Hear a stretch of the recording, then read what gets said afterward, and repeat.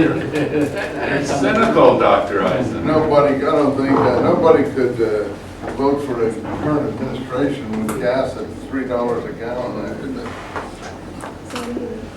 Anyway, I don't know how to proceed with this. There's so much in the Gospels actually to point out that it's just physically impossible for such a vast sea of material.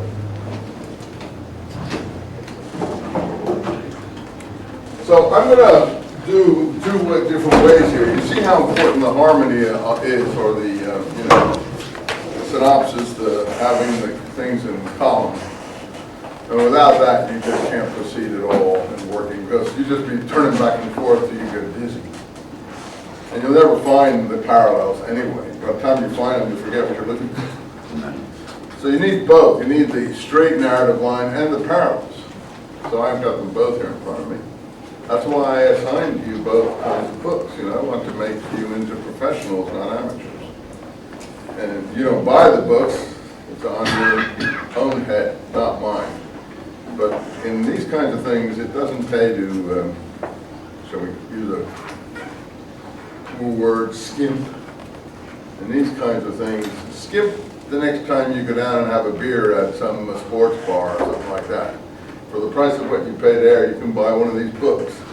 So, you're just wasting money in those places. What do you get out of that? 2 hours, and then you got to do it all over again. So, the book lasts your whole lifetime, and all what you put in the book is your whole lifetime. So, since you're interested in this subject, buy what I assign you. You'll be happy to have those things. They will not be without use to you. I only assigned you things that I feel were of great use to me. So, and having the Greek parallel underneath with English, okay, you don't understand all the Greek, but slowly as you get used to it, you will understand some of the Greek, and then you'll be able to see the word repeating itself. You'll be able to see, does that say hypocrisia in Greek, or doesn't it? Or has some translator messed around with that word, so he's obscured the meaning. So these are the things you don't need to know the whole gospel in Greek, obviously. Most of the words are easily translatable, so there's no question. He went here. You need another Greek for that? No, of course not. You only have to know important words like works, hypocrisy, things like that, and that you can find righteousness and so on. All right, so I'm going to pick up with Matthew and try to use Matthew. I want to get up to these sections. I'm going to keep skipping around.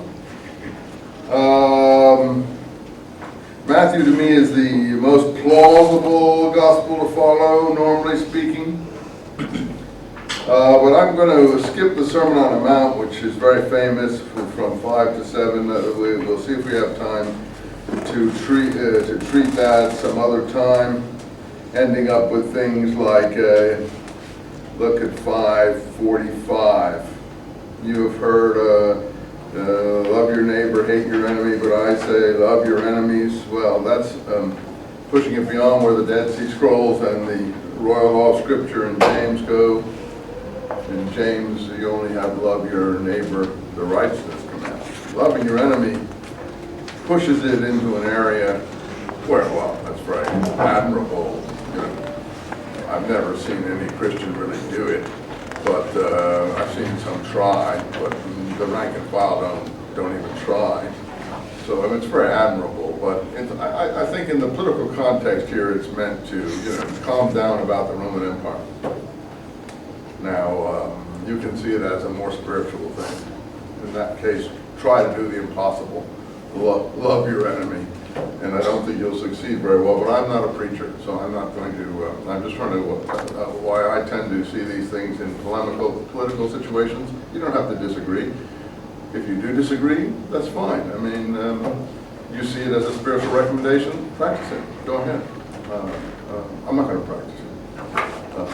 That's it. Because I don't think it's, again, I don't think it's an authentic saying of Jesus. It may be an authentic saying of the Messiah portrayed here. So that's what I mean. If you stop at each one, you're going to have a lot of trouble here. I said, you love your enemies, bless those that curse you. Yeah, do good. I'm going to bless Hitler. I'm going to do good to Hitler. No, I'm not. I believe in righteousness. And, this is where this is where the gauntlet goes down. I'm going to do good to Nero. I'm going to do good to Vespasian. I'm going to do good to Titus. I'm going to do good to the Alexandrian anti-Semites. No, I'm not going to try to harm them unnecessarily, but I'm not going to love them. So this is the difference in Palestine. This is not Palestinian messianism. It may be Jesus' messianism, and that's your Savior. That may be. Then you'll have to decide, did that Savior walk around in Palestine? And if he did, why is everyone misunderstands him? In any event, I don't want to get hung up on those are preaching questions and spiritual questions that each person has to answer for him or herself. But here we have, he sends his sun to rise on evil good, he sends rain on the just and the unjust. For if you love those who love you with reward, you do the same. Do not the tax collectors do the same? Always this publicans, tax collectors imagery, as if they matter in some way. They don't matter in Palestine at all. They're disliked and they are representatives of Roman Herodian power. So again, it's okay for overseas to speak like this, but tell conquered Britain, tell conquered Gaul about these kinds of things.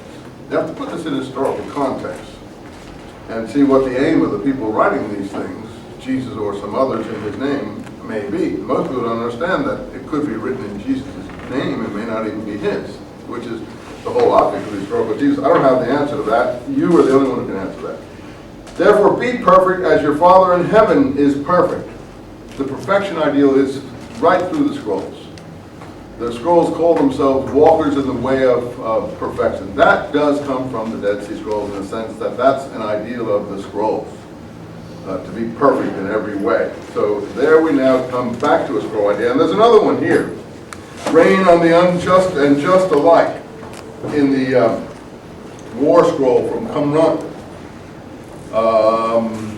You get the star prophecy in column 11, which ends in the Messiah, interpretation of the Messiah, coming on the clouds of heaven with the heavenly host for final eschatological judgment on all mankind. And it ends with the image pouring rain on all that grows on earth, meaning pouring rain, eschatological, final rain, rain like judgment on all that grows on earth, on the just and unjust alike. So that's another one that parallels war scroll imagery. That's all I can tell you. That may not have anything to do with it. I'll just note it up for you that there it is. So now, I just note in chapter 6, 24, no man can serve two lords, God and Mammon, and that's, Abraham Lincoln picked that up in his speech here during the Civil War period. And then in chapter 7, I'm going to come back to some of this material. I just want to move in to get a background to chapter 13 where I want to move up to chapter 13, but I want to pick up some important phrases on the way up to chapter 13. You can pick up the parallels if you want to do good unto those that hate you. Pick up my book for me, William. Somebody hand it to me. Thanks a lot. Thanks a lot. Appreciate it.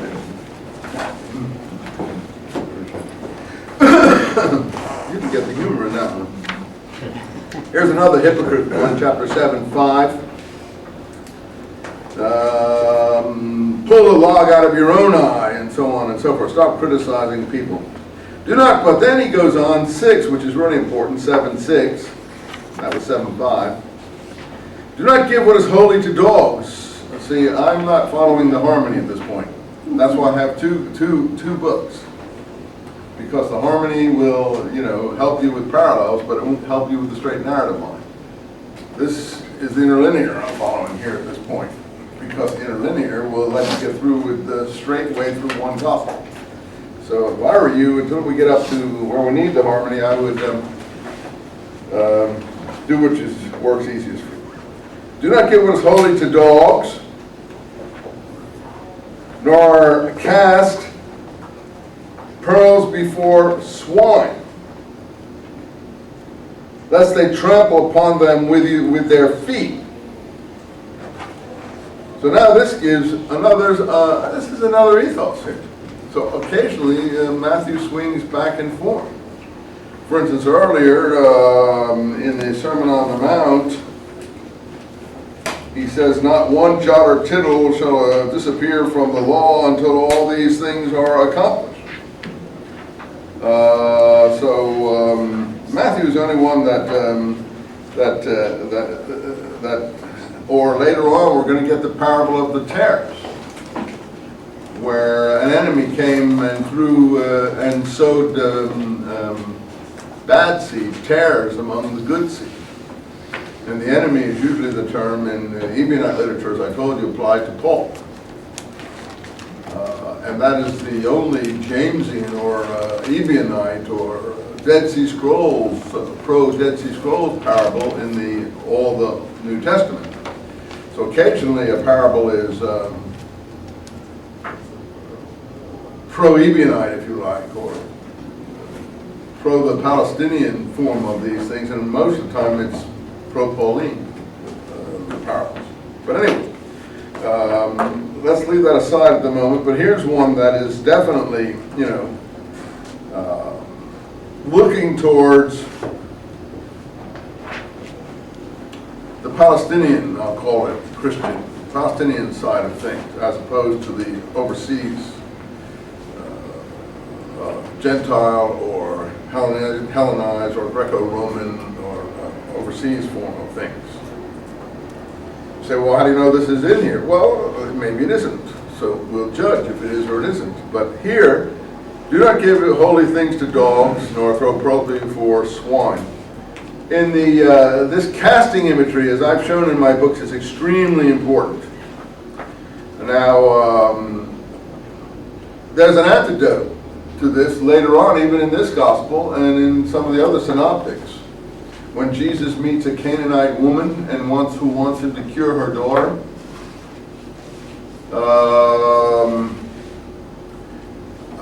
he says that he can't do that because she's outside of Palestine and Jewish nation and so on and so forth. And she says, even the dogs eat the crumbs under the table.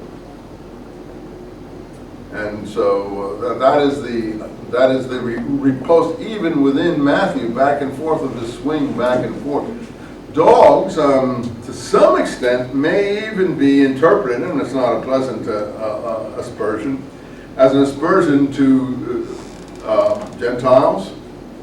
I don't think that it was used widely in that sense, but there is some sense that could be.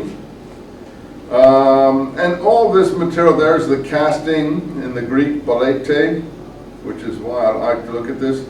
And don't forget, in that dogs thing that I just mentioned, even the dogs under the table eat the crumbs.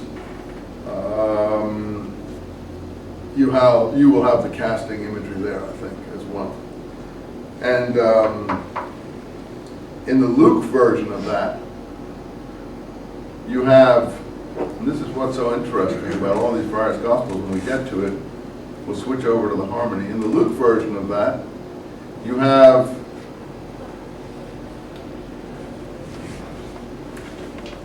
a rich man whining and dining and feasting daily. And then it turns out that there's a poor man, and it turns out the poor man is designated as Lazarus.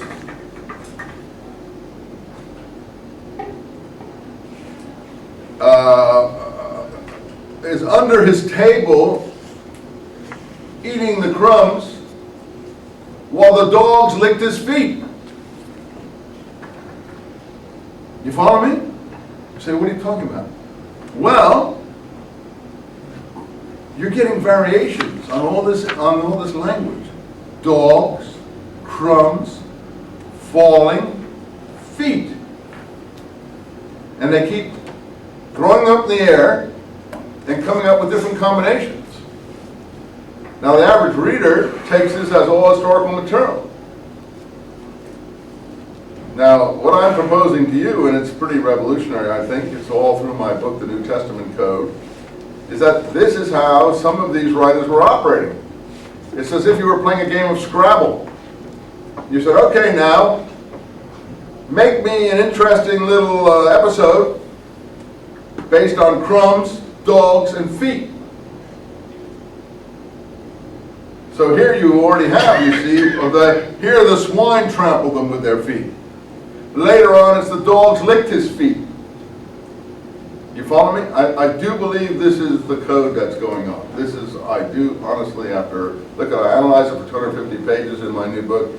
I really can't do it any more than that in this context. You know, you have to look at all the parallels that I give you to see that there is some of this going on. If you don't think it's going on, that's fair enough. I'm just proposing that to you, is to keep your eye on these things. So I want to keep an eye on some of these words, particularly casting. But here you see it is for the holy things, not against the holy things. Let me move on here. Now in chapter 8, great crowds are following him everywhere, so he's a popular leader according to this. This is Matthew chapter 8. A leper came and worshipped him. And then Jesus touched him and says, be clean. And instantly he was clean. So we're going to get a whole barrage of episodes of that kind. People touching Jesus and being clean, being made clean or being cured, or one of the episodes, I don't know if we'll come to it here, there's a woman, you should have read all this by now yourselves, and looked in, you know, just to get familiar with everything, because I haven't given you a lot of homework. A woman comes to him with a flow of blood that's not ceasing, you know, play on the menstrual thing, and she comes and touches him, and the blood flow ceases and things like that. This is the superhuman, magical, I think actually the Asclepius persona. You know, the man god persona. Asclepius. In the Greco-Hellenistic world, there was this Greek god called Asclepius. You went to his healing centers and things like that. And when you got in touch with the god, you were healed. You know, I think today he's like the god of medicine or whatever, but he's a superhuman being of some kind, a man god or a total divine god, and just coming in contact with him cures you. To my mind, these are being amalgamated into the presentation of Jesus in Palestine. You say, how come this didn't sit well with the Jews? Well, the Jews were totally against this sort of presentation of God. Okay, so you had things like this in the Moses episode where he puts his hand in his shirt and it comes out, or leprous, he puts it back in and it's cured, or he cures Miriam's leprosy and stuff like that. There's a few things like that. And I'm not sure Jews even, I'm not trying to, you know, go to battle for them. I just don't think they took it very seriously, honestly. And so a couple of things in the Elijah, but I don't think Elijah ever touches anyone and cures them, as he resurrects someone, as I recall. There's some miracles in the Elijah-Elisha sequence in Kings that are recapitulated here in the Gospels. But mostly that kind of stuff where they're touching the Messiah and they're being cured, or he's spitting in their eyes or spitting in their ears and they're being cured and stuff like that, that's really more Mediterranean. You say, well, what do you mean? You don't believe that? I don't think it's historical. You know, you can think what you like, but we're talking about the historical Jesus here. We're not talking about the Jesus of not mythology. I don't like that. The Jesus of the literary, supernatural Jesus. If it's a supernatural being, then we have nothing to do in this class. We can pack our books and go home. Because if there are supernatural beings walking around, or people from outer space or someplace like that, then you know, that defy the laws of gravity and cause and effect and so on, then we might as well close our book. And of course, that's what the believer really does say. Paul at one point says, if Jesus did not rise from the dead, then I am no Christian. I know it's a question of the belief aspect of your persona, and I'm not against that, but in the university, you know, we automatically reject, as I've told you, interruptions in the law of causality in any department in this university. If we were to entertain it here, then the people in the physics, the history, computer, chemistry would laugh at me as someone who's teaching, you know, should be in a church or a synagogue or someplace like that. So you say, well, what do you do with those things? Well, basically set them aside. Leave them for the church or there are no miracles in Islam except the Quran, and we have a good time, how should I put it politely, making light of that particular miracle, although one is impressed by the poetry of it. Muslims don't even like you to call it poetry because it's so miraculous it can't even be called poetry, you know. But it's from the angel Gabriel and the Holy Spirit and so on and so forth. Oh, okay, fine. But we in the university take a dim view of all claims of that kind from whatever religion. And I just took a pretty dim view of Moses' miracles. I mean, you don't really think I believe Moses threw a stick down and it turned into a snake and then he picked it up and it turned back into a stick. By the way, there are snake charmers in Egypt who do this kind of thing because they train cobras to go stiff and stuff like that. Okay, fine. As long as it's a trick, quasi-magic trick by one of the snake trainers, fine. But if you really think it was a stick, and then it wasn't a stick, well, at that point, we just set it aside. I mean, in the university, I don't say in the synagogue, okay? Please forgive me if I hurt any of your cherished beliefs. I wish someone had done this to me when I was 22. I wouldn't have thrown my glasses into the Bay of Bombay and waited for God to cure my eyesight, okay? So, you know, nobody told me these things have to be, you know, taken with some, with a little restraint. I really believe these things were possible. Well, now I'm a little older and I know that what's possible to the extent that you say, well, you're just a prosaic person. Well, that's true. But I learned my lesson. You maybe got 20 or 30 years more to go before you, you know, are willing to take things a little more, well, a little more even-mindedness, shall we say? Anyway, so let's go on here. So he cleans this. We get a lot of these. Be clean, and the leprosy was gone. Now, in the same chapter 8, he's in Capernaum and a centurion, another of these centurion episodes. Watch the centurion episodes. A lot of conciliation of Roman centurions. We have it in the book of Acts when Peter learns he can eat forbidden foods just in time for the centurion's servants to come and meet him. And we have it when Acts describes the centurion as someone, I'll read you this. I think this is one of the funniest pieces of literature that I've ever read. But you excuse my cynicism here. Let me see if I can get you there where Acts describes the centurion. Let's see. Line 10:22. See, 21. I am the one you seek. And by the way, that seeking word is very important in the Damascus document. If you read my book, you'll see it's called the seeking the Torah, seeking the Resh Torah, the seeker after the Torah. Very important terminology. I always note parallel terms, even if they don't relate to each other. And they said, Cornelius, a captain. Let's look at the Greek here. A righteous man, dikaios, a God-fearer. Dikaios is, of course, the adjective we apply to James, the righteous one. And God-fearer is the word we apply to new Gentiles attaching themselves to the synagogue, new converts attaching themselves to the synagogues all over the Mediterranean. They were known as God-fearers. And in the same document, the Damascus document at the end, it's quite clear that it says a book of remembrance. There's a book of remembrance that you have in the communion that Jesus says, this is the cup of the new covenant in my blood. Do this in remembrance of me. At the end of the Damascus document, you have a book of remembrance that's written out for God-fearers. Let me see if I can get that for you quickly. Come on, get out, wherever you are.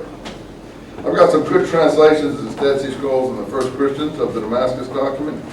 So if you really want a good one and not a crummy one, buy this book. It's cheap now. They're selling it for $4 or $5 for majoring it or whatever. I think Barnes & Noble's got a version of it that they sell on the table there.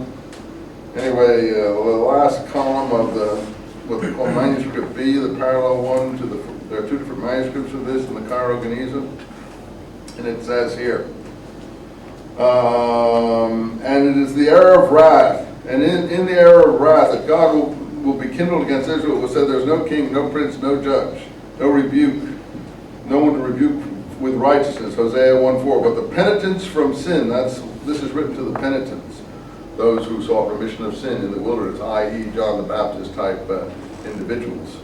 The penitents for sin in Jacob, again, that was James's original name, but never mind, kept the covenant of God. See, these are keepers. Keeping the covenant of God is the definition of the Dead Sea Scrolls of the sons of Zadok. Then each man shall speak to his neighbor, strengthening his brother to support their steps in the way of God. And God hearkened to their words and heard, and a book of remembrance was written out before him for God-fearers, and for those reckoning or considering his name, until God shall reveal salvation, in Hebrew, Yeshua, Jesus. Till God shall reveal Yeshua, salvation, and justification to those fearing his name. Again, God-fearers. And I make the point that there is a cadre of God-fearers, Gentiles, connected to the community at Qumran, the Dead Sea Scroll community.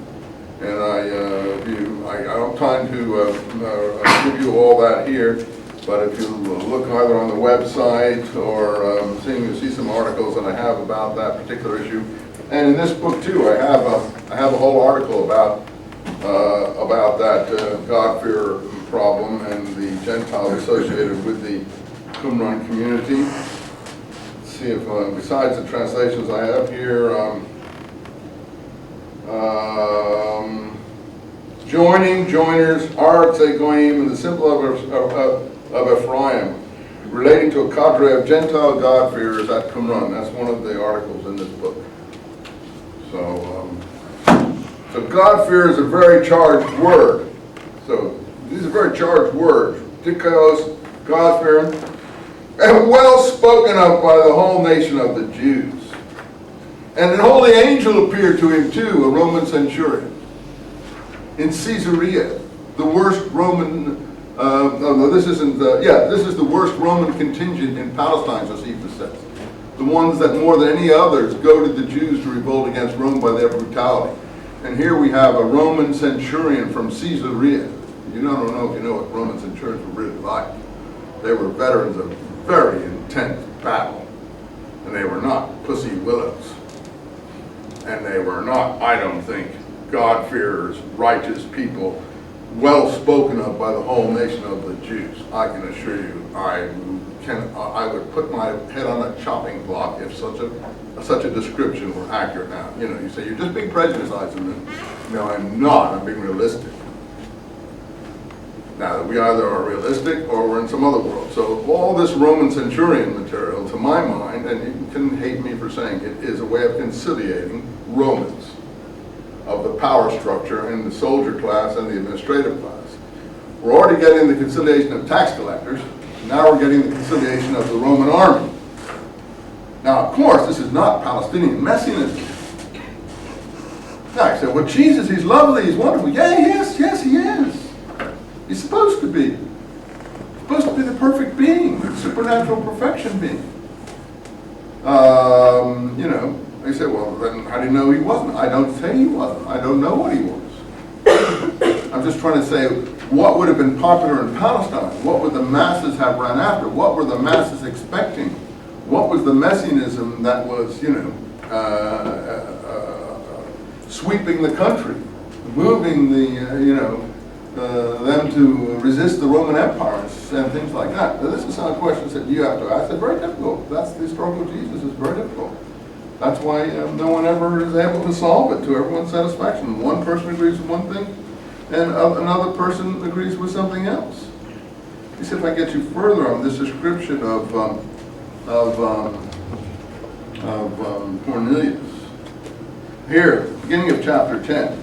There was a certain man in Caesarea named Cornelius, the captain of the Italica regiment, a pious one.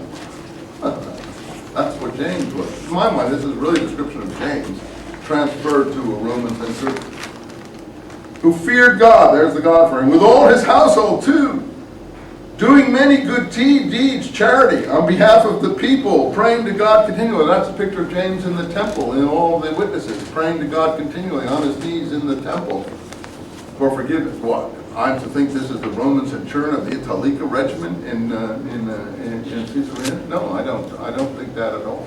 You say, well, how can you be so cynical? It's the Word of God. Because if you go to history, you have to be willing to evaluate data. Look, Bush's people didn't evaluate the intelligence data in Iraq with any sort of critical,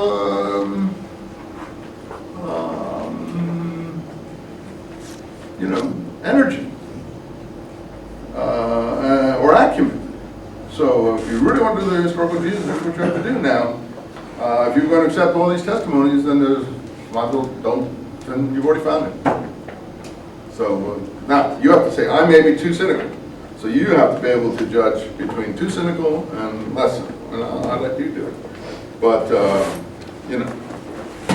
I think also, and I bring that up in my book, that the name Cornelius has a lot to do with this Lex Cornelia de Sicarius and Beneficia. And I have whole sections of my book on that. Now, that's why they're using my word. All these things are always symbolic to my word, that they have a message to the people at that time, even though the people at this time can't possibly understand them without a lot of historical background. That is Cornelia de Sicarius a Beneficia. Latin, my Latin. This is the Cornelian legislation concerning the Sicari and bodily mutilation.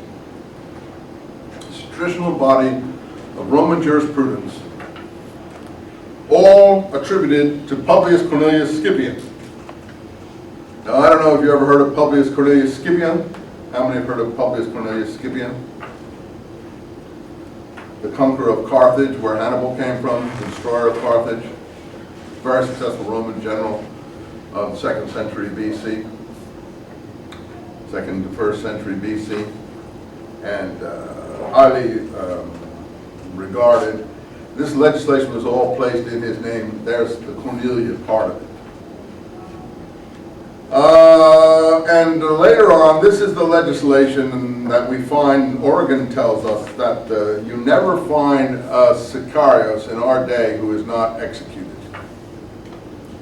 Oregon is writing in the 200s, 3rd century, and he says it in one. I give the quotes in my book, and he means by a Sicarius someone who has either mutilated himself or mutilated others by way of castration or circumcision. So he lets it, and then by the way, Oregon does this to himself apparently. Because later on, I think it's either Jerome or Eusebius, I forget who is in my book, I think it's Jerome who laughs at Oregon too. Jerome laughs at everybody. I told you he wasn't very receptive to Augustine's note to him. He laughs at Oregon. He doesn't like the fellow who originally published the Pseudo-Clementines, Rufinus, who had been his friend back in Italy when they were young. And when he dies, he said, finally this snake in the grass is dead, serves him right, or something like that. A lot of charity there, by the way. Good Christian charity. These are, I'm not being facetious. I mean, you are supposed to exemplify the ideals that you promote. How can you say this about somebody? Just because you have a grudge against them, you're supposed to love your enemies, aren't you? Anyway, what I'm just trying to say, these are the churchmen that we're dealing with. So I'm not against these ideas. I'm just saying how hard they are. Even the proponents of them are not able to embody them in their worst moments. In any case, Rufinus he abominates, and Origen he's just laughing at. He did this, he says, out of zeal. I forget how he says it. Out of zeal, but not out of intelligence. And it was because at one point said you should make yourself eunuchs for the kingdom of heaven. Jesus says at one point in one of the sayings here, he says that Origen did this. He says. In any event, it's outside of our thing, but I think that that was being, used to suppress the Sicarii. And the Sicarii, were the extreme zealots in Palestine. I don't think they ended there because Josephus traces the Sicarii down to Egypt after the war and into Libya. And he says that the disturbances continued down there after 70 AD. And then the Romans, as I say in my book, imposed a thing called the Sicaricon, which was obviously aimed at what they considered to be Sicarii who were revolutionaries. It was what we would call a confiscation of enemy property law, applied in Palestine. It's in the Talmud, you can find it. They knew about the Sicaricon. Anyone who had participated in revolt against Romans, their property and all their other peoples connected to them, their property was confiscated by the Roman authorities. And this was also related to Sicarii. And then finally, Hippolytus, who I've told you about. I know there's a lot of information to handle. Sometimes too much for me to handle, frankly. That's why I go running all over the place. I don't know where to stop, because there's no straight lines in this material. Hippolytus is the person I told you who tells us about Sicarii Essenes and Zealot Essenes. It's somewhat different from the normal Josephus, but it's clearly a version of Josephus that he's got his hands on. Anyway, he says there are a group, Sicarii Essenes, which means that there are, terrorist Essenes, extremist Essenes. And these people will kill anybody they hear discussing the law, as I told you, who does not agree first to be circumcised. That is, you first, it's not because they want to mutilate you or something. It's that they feel that according to the law, the sign of the law is, the sign of the covenant is circumcision. If you want to discuss the law, you must first be part of the law. You must first come in under the law. That gives you the right to discuss it. You cannot discuss the law from outside the law, as Paul and others are doing. And as far as they're concerned. And so maybe not. And you notice Paul does that too, according to Acts. He said, and I circumcised, was it Timothy or Titus, so that he could travel with me at one point. He says in Acts, I think it's, I'll give it to you quickly. It's right after the Jerusalem Council when Barnabas and the others refused, when Barnabas and John Mark, whoever he is, stopped traveling with Paul. It's put away, and Paul says that he won't travel with them either, and he heaps aspersions on John Mark and says, oh, John Mark is the man that deserted our activities in Pamphylia. Again, I don't mean to brag or pull rank on you, but I think I know the New Testament as well as most of you guys. Chapter 16. A certain disciple named Timothy, the son of a certain woman, that certain is always interesting, who was a believing Jewess, but father was a Greek. I don't think Timothy is to be distinguished to any extent to Titus, from Titus, even though occasionally they appear together in Paul's letters. And only once, I think, in Peter they appear together, but always they're separate. I think that Titus is the Roman name, Timothy is the Greek name. So a lot of these people double because they have different names from different languages, like Paul and Saul. And another one like that is Silas and Silvanus. I think if my Latin doesn't escape me, I think Silvanus would be the Latin and Silas would be the Greek. These are not two different people. And so on and so forth. Cephas and Peter, Aramaic and Greek. Anyway, so a certain disciple named Timothy, 16:1 Acts, whose father was Greek, was recommended to me by the brothers in Iconium. And Paul wanted this one to go with him, and he took him and circumcised him because of the Jews. The Jews, the Jews, the Jews, the demon people. The Jews made him do it, who were in those places. For they all knew that his father was a Greek. And so Acts is really good at, subconsciously it works on people's. So does Borat in the movies. He works on people too. I find him somewhat funny. A lot of people find him hilarious. But I think the negative he does outstrips the positive. I mean, the funniness. I think that humor being based on that kind of hate speech is pretty grotesque. Okay, so that's about centurions and people. See if I finish that one. So he feared God and did many good deeds for the people and prayed to God continually. No. No. You can say yes. So we have a basic disagreement. We decide. You're the governor of your life. You be the one to decide for you which is right, okay? You don't mind my saying no. That's what we have to do in historical discussion. Someone has to be the, antithesis, thesis, antithesis, synthesis. So, I'm the naysayer, you're the yaysayer. So then you guys either keep the yay or make your synthesis. That's fair. I'm not church, and you don't have to follow anything I say. Just justify what you said. Okay, so the centurion begs him to come into his house, and there's his servants in the house, a paralytic. And then the centurion is so wonderful here, line 8, "No, Lord, I'm not worthy that you should come under my roof." Come in, Asclepius. Come in, Dionysus, to my household. You super god here. This is how the Greeks treat Dionysus in their literature, in their plays. Read the Greek tragedies. Read the Bacchae, which is about the followers of Dionysus and how they treat him when he comes into the town. So. But also, this Roman centurion is the most, probably the most finest person presented in this whole presentation. The Jews are like something out of Monty Python. I don't know if you saw Monty Python, The Life of Brian. You've seen it? You know what I'm talking about, huh? Well, that's what the Jews look like, The Life of Brian. It's like a cartoon of it. You say, why do we have anti-Semitism?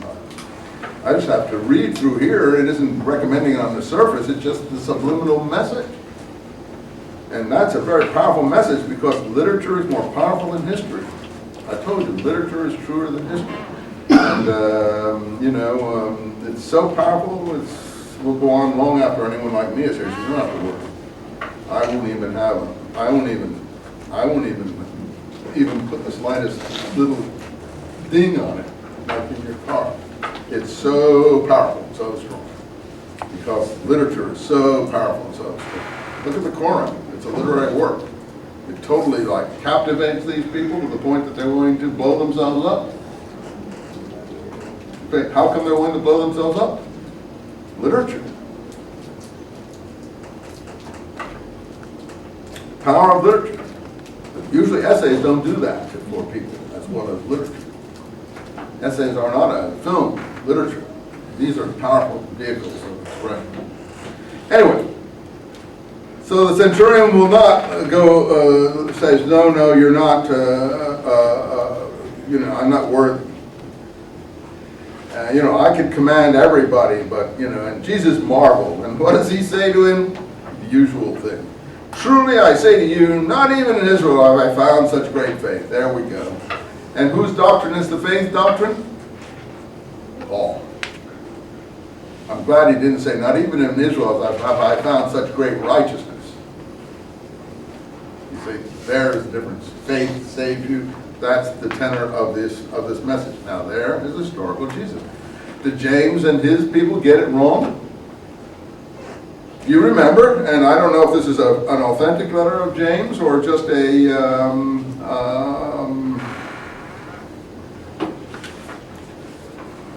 letter of the Jamesian school. But we've read this a few times, so we're entitled to read it again. So you remember here where James says,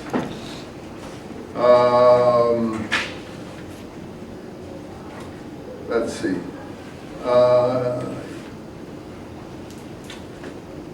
For whoever shall keep the whole law and stumble on one small point, 2:10, as guilty of it all. So that's the, not one jot or tittle shall fall away from the law. For he said, you shall not commit adultery, you shall not kill, that's the Ten Commandments, but if you do not commit adultery, but commit murder, you become a lawbreaker. For judgment out mercy to him who do not do mercy. And doing is very important. My brothers, what good is it if someone says he has faith but does not have works? Can faith save him? There's the question right there. For the James school, can faith save him? Oh, now look here. If a brother's naked, I'm not sure this is all James, but it's in the James school, and it's need of food, and an evil said him, go in peace, be warm, filled, but does not give to them the need for the body. Even so, faith that doesn't have works is dead. But someone will say, you have faith and I have works. Show me your faith apart from your works, and I will show you my faith from my works. You believe that God is one? You do well. The demons also believe, but you should know, you empty man, or foolish man. Empty man is another expression known in the scrolls where it says that the spouter of liars, well, here we go again. The spouter of liars service, the spouter of lying service is empty. Empty. And so it's in the Habakkuk commentary. You don't believe me? I got my fingers in every pie here. Let's see if I can find this one here. Speaking about the lying spouter, I hope that hammer will stop, but I'm sure he won't. So we're dead here. The university has conspired to destroy us.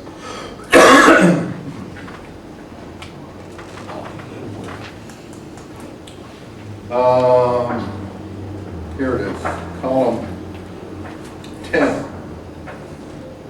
where he speaks of a house of judgment in the midst of many peoples, and condemning him, that is the wicked priest, and judging him with fire and brimstone. That's an image of the last judgment. Then in line 9, the interpretation of this passage is about the spouter of lying who leads many astray. Leading astray is very important usage here.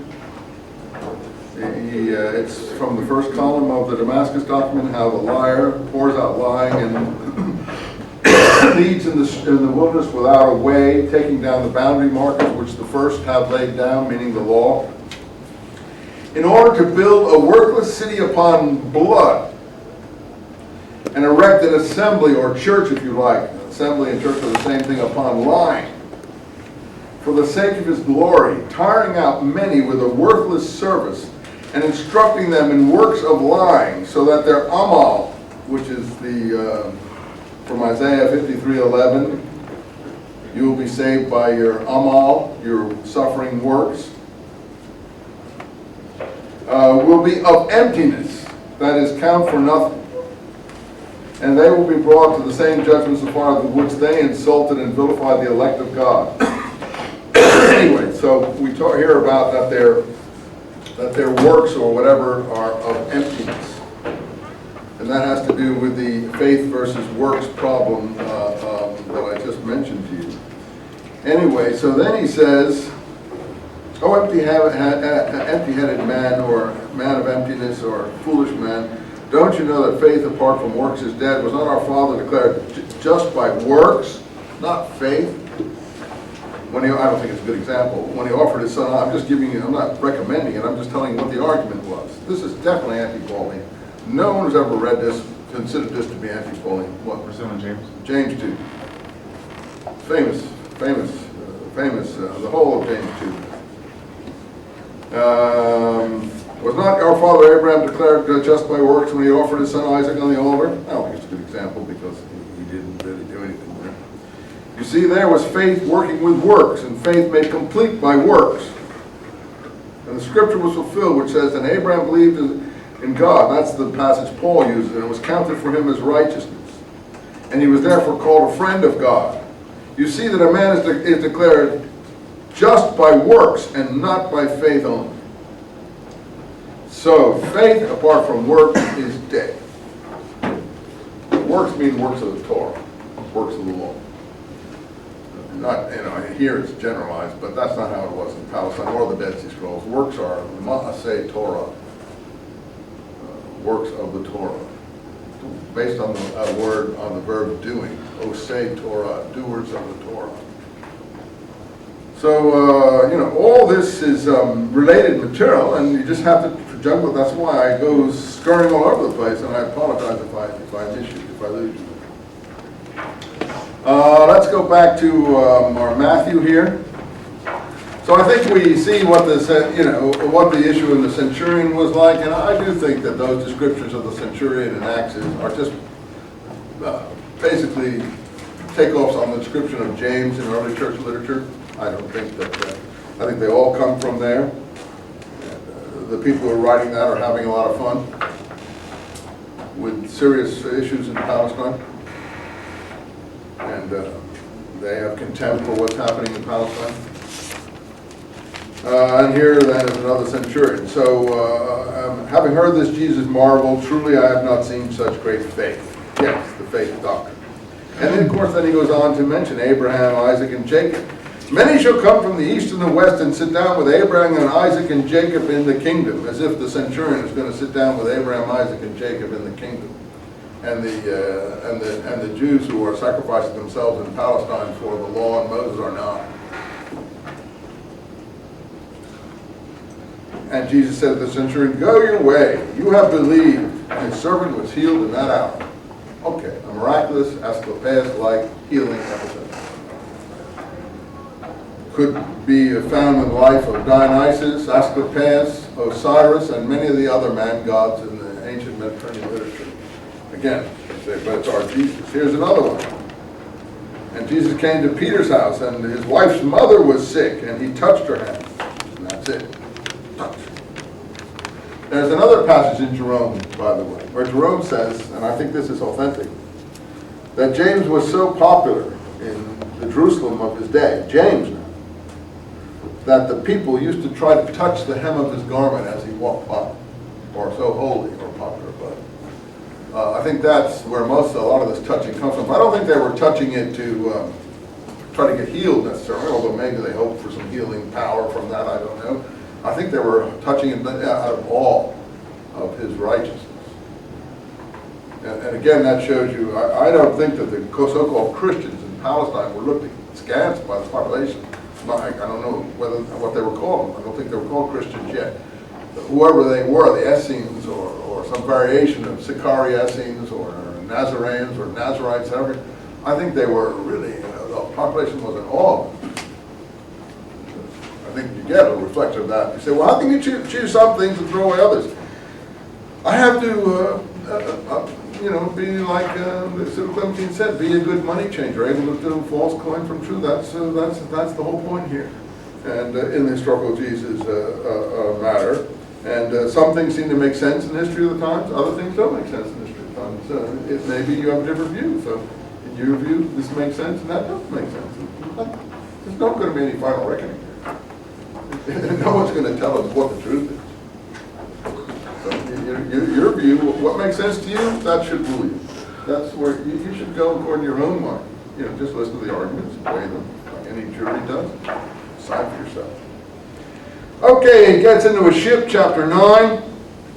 Your sins have been forgiven you. He sees a paralytic. So most of these episodes are paralytics, people who have a complaint, a disease, going into someone's house, raising someone. Here he goes into the house and he takes, line 6, he takes him from the bed.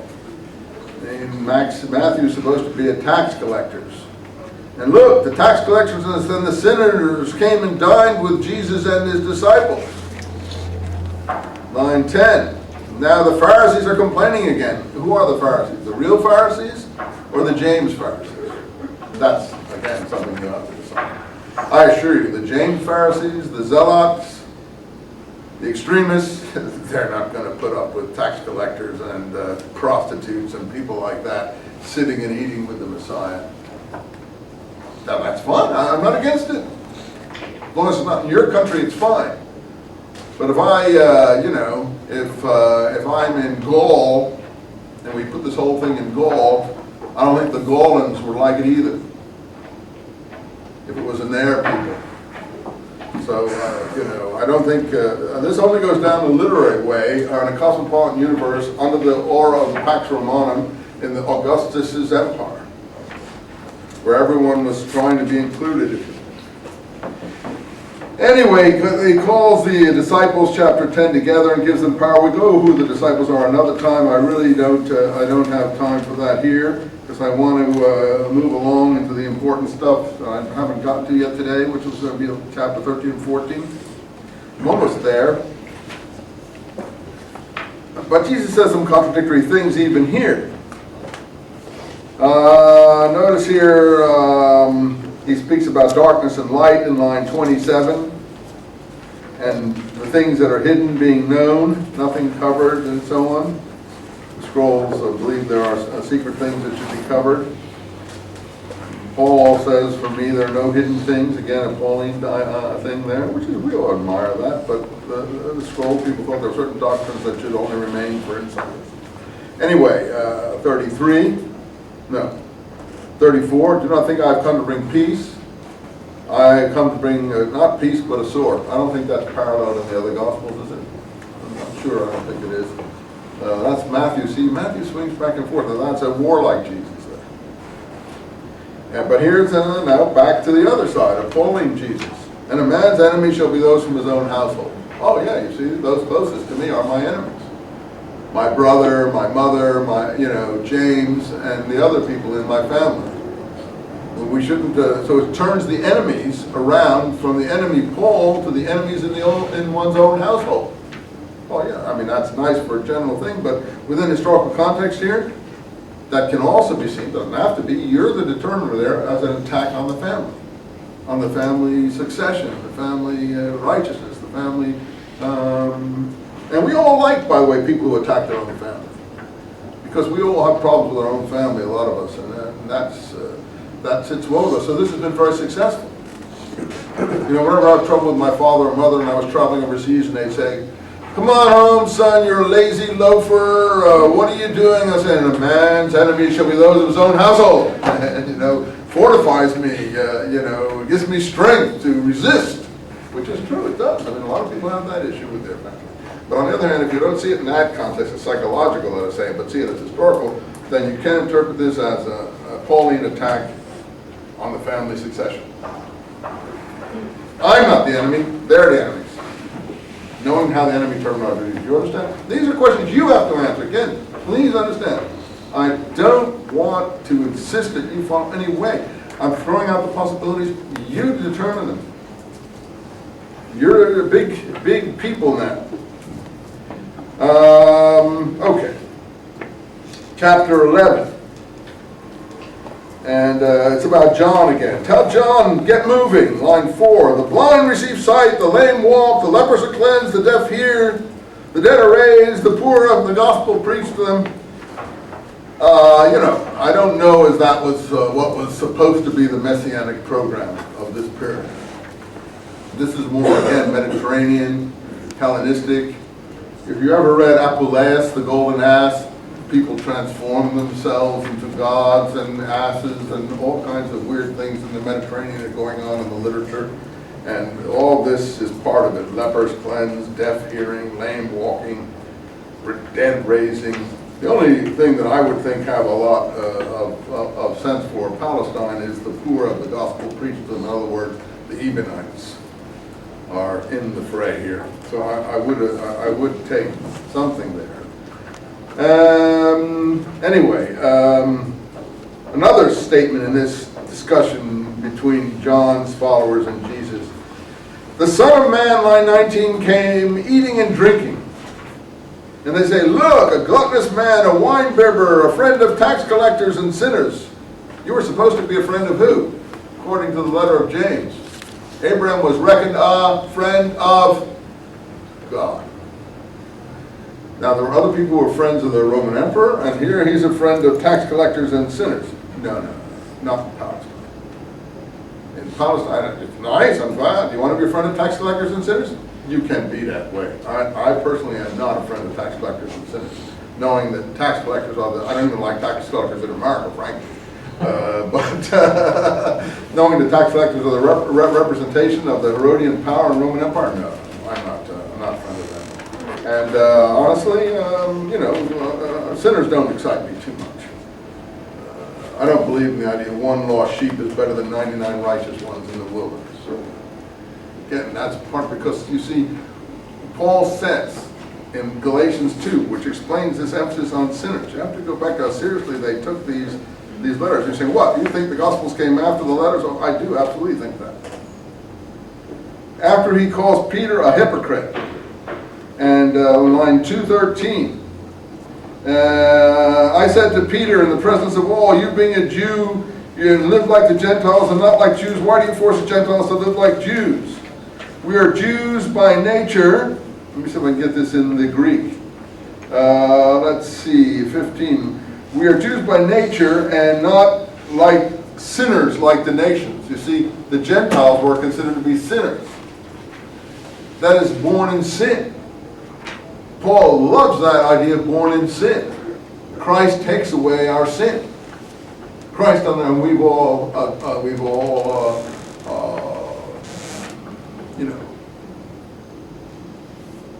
been excited by that theology. But you see, it didn't go down in Palestine. Why? Because the Jews didn't consider themselves born in sin. That's a totally overseas, Hellenized view of what was going on in Palestine, as if sex was sinful and you were born in sin and this sex act is dirty and all that sort of stuff. No. The Jews can, I'm not saying the Jews are superior. Anyone can come into the covenant, just do what the covenant says. That's fine. Be a God-fearer, be part of it. But the Jews saw themselves as born under the covenant. Sex wasn't dirty or not dirty. Nothing to do with sex. It's born under the covenant. Therefore, you weren't automatically involved in what people did who were not under the covenant. So this idea of born in sin is directed by Paul to this. He says, Gentile or the nations, sinners. Sinners was a kind of it's not nice. I will grant you that. And people like Goebbels love to play on all this stuff, and so do the protocols of the elders of Zion and things. But the sinners was applied, as Paul does here, to the outsider. So the person who have not come in under the covenant. So that's where he has to get grace and born in sin and develop his theology for all those things, because he says he is the apostle to the Gentiles. Any case, so it didn't go down in Palestine is what I'm trying to say. What section was I in Matthew when I ran off there? 16. What was I? 11. Thanks, Tom. 11, 19. Thanks. So a gluttonous man, a friend of tax collectors and sinner is a code word for Gentile. Not that there weren't any Jewish sinners, but that's a code word in the gospel. So, and gluttonous man, a man who eats meat and is not a vegetarian. Code word. John and James, vegetarians. Pseudo-Clementines say Peter was a vegetarian too. Why would he be vegetarian? Extreme Nazaritism. pushing the purity regulations beyond what the ordinary person did. In other words, would eat no food that was, based on living flesh, for fear of inadvertent sin, I'm sure. And a wine bibber. James was what? Abstained from strong drink and wine. John was a Nazarite type person, didn't drink wine. So this is a way of saying Jesus is not like James and John. Jesus is like me, Paul. Now, was Jesus like this, a gluttonous man, a wine drinker, a friend of tax collectors? In the Pauline view, yeah. What about the historical Jesus? My view? No. Your view? You decide. It always comes down to that, see? That's why I say most of the arguments here have to do with the argument between the James school and the Paul school. And each trying to claim, though this is mostly Paul and the Pauline material, which is why I'm so hard on it, I apologize. There's nothing wrong with the spiritual outlook of it. It's just, is this historical Jesus? Bultmann, the great German theologian, said, don't look for the historical Jesus. That's a can of worms. Only concern yourself with the proclamation of the early church, the curriculum, the proclamation of the early church. That's where, you get your Christianity from. And he's right. I think he's totally right. If you get into the historical Jesus, you're in almost quicksand. That's why this course is so difficult to teach. Anyway, look at this, another pro-Gentile one, 21. Look, Horizon and Bethsaida are towns, I think, near the Sea of Galilee. Woe to you! By the way, notice the mighty works and wonders here. Horizon and Bethsaida. If the mighty works which had taken place in you had happened in Tyre and Bethsaida, or in Sidon, they would have repented long ago. Where's Tyre and Sidon? And the next thing we know, we're going to be in Tyre, and who are we going to go into? The Canaanite woman's household. It's in Phoenicia and Canaan, and where you have non-Jewish areas. So again, laughing at the Jews and saying the Gentiles understand me much better than you. Pro-Pauline mission. Is it the historical Jesus? Okay, it's the historical Jesus. That means Jesus anticipated Paul and knew all about the Pauline mission. Finally, look at the word mighty works and wonders.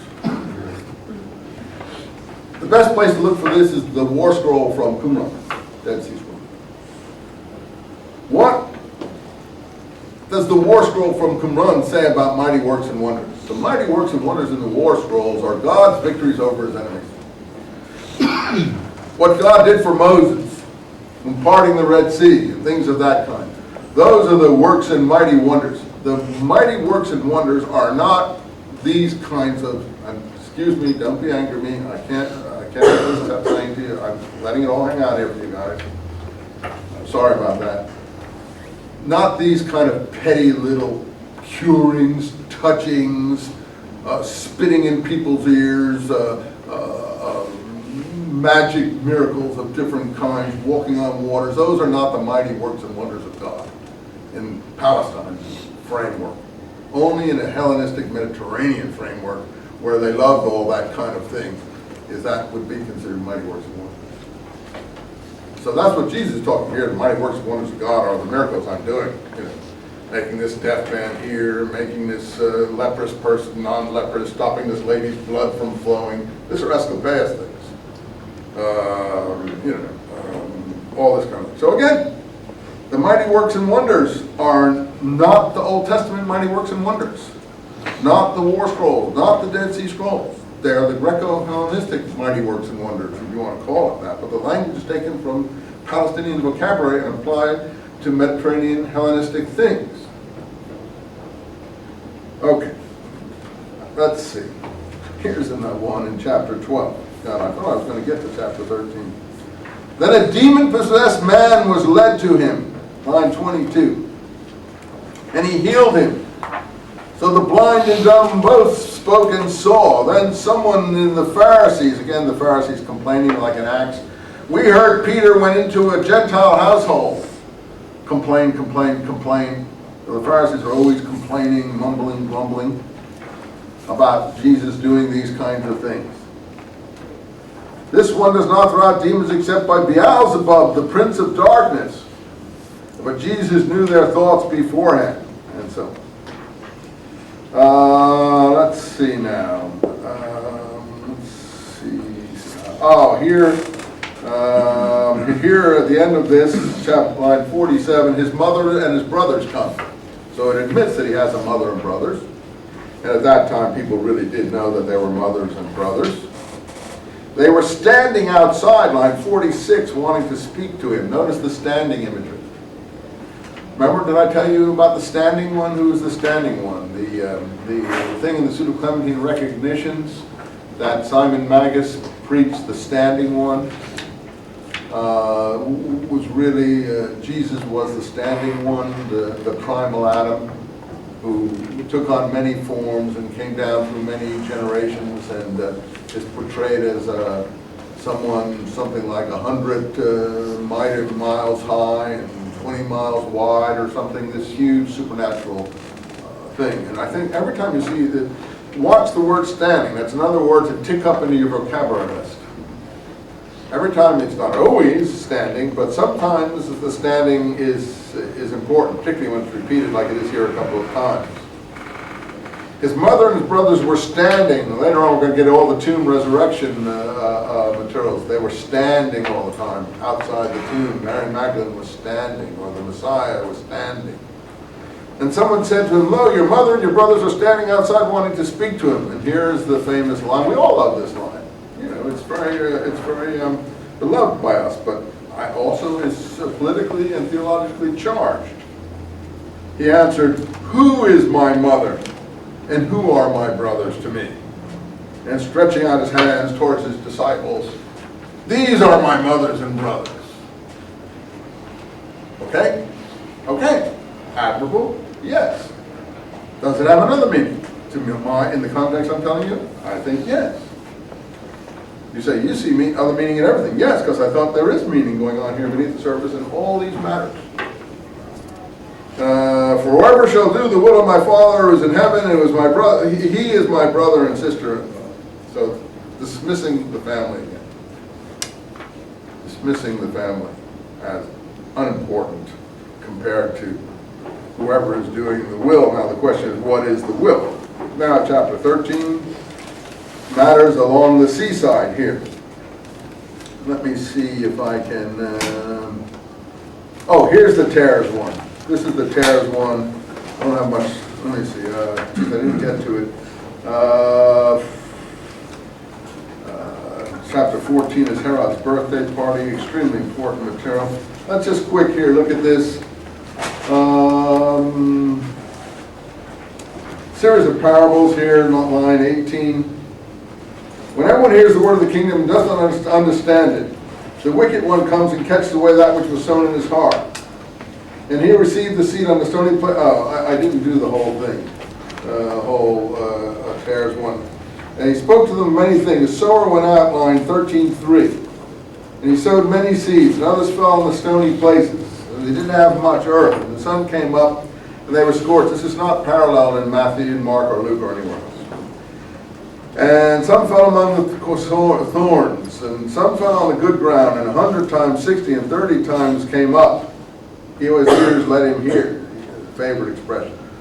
Coming to the disciples, says, "Why do you speak in parables?" And so on and so forth.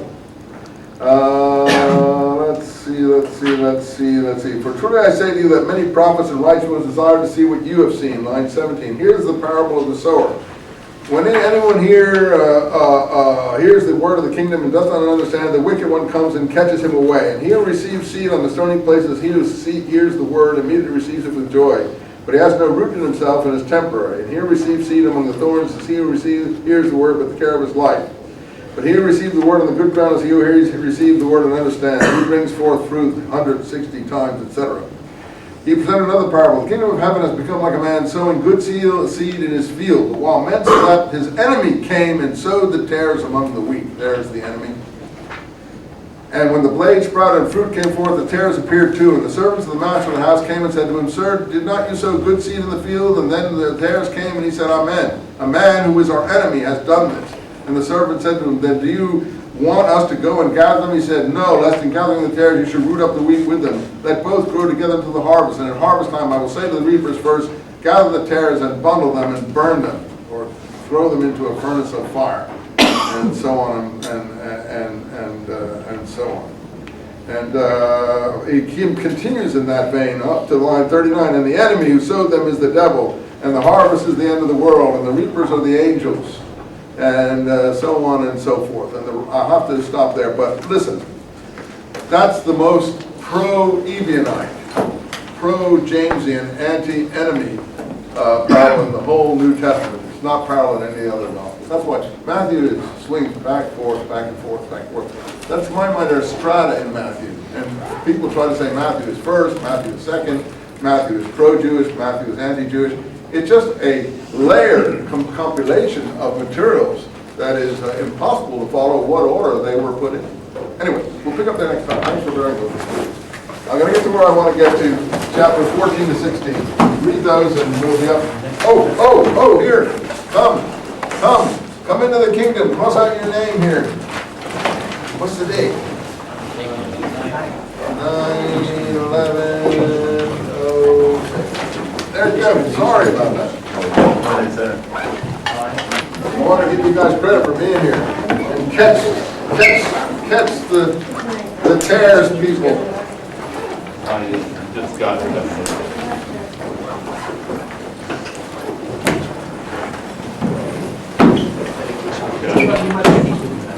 Well, I don't think it's the thing on Tuesday and Thursday afternoon. This Monday morning.